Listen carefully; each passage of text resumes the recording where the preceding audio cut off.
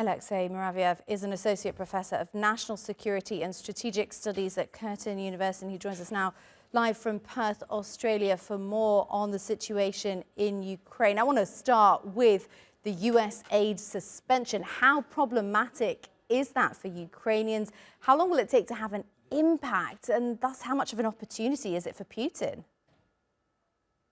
Look, I mean, in terms of supply of actual military hardware, whether it's weapons, whether it's munitions, whether it's spare parts or lubricants, it would not probably cause an immediate effect because the Ukrainians have stockpiled a little bit, so they would be able to carry on with their fighting and with the tempo of their operations, maybe for a few months, maybe longer.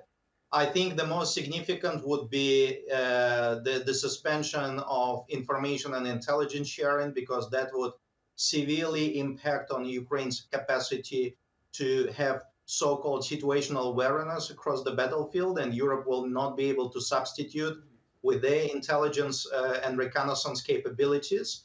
The suspension of Starlink as a communication provider enabler would probably also have detrimental effect. And certainly something that came up in one of your earlier interviews, the morale factor.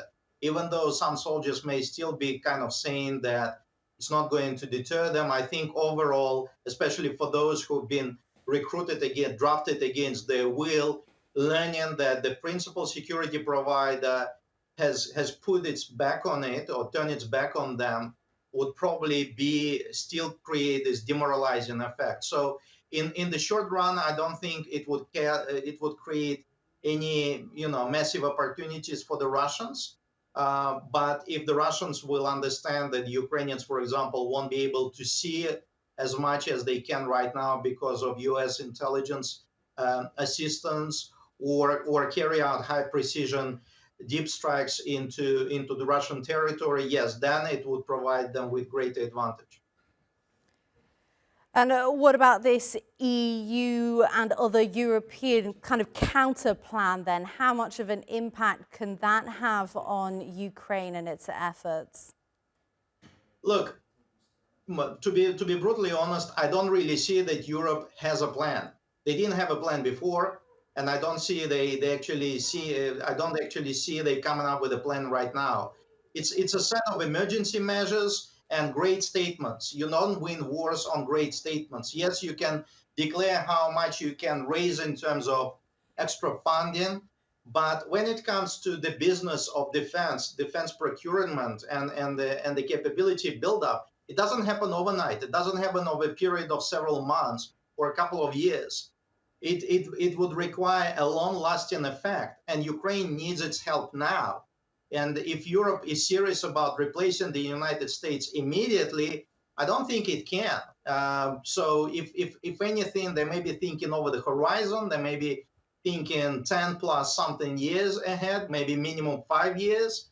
But the bigger question is, what will Ukraine do? And more importantly, what will Russia do during this gap? So Europe already stripped itself naked, metaphorically speaking, in terms of providing Ukraine with anything it has. Yes, it can probably start taking more weapons out of frontline units, but that means they would deprive themselves with basic defensive capability. So I wouldn't really be feeling enthusiastic about any of these declarations. Big figures need to be translated into actual action, and more importantly, the implementation of such action requires quite a bit of time.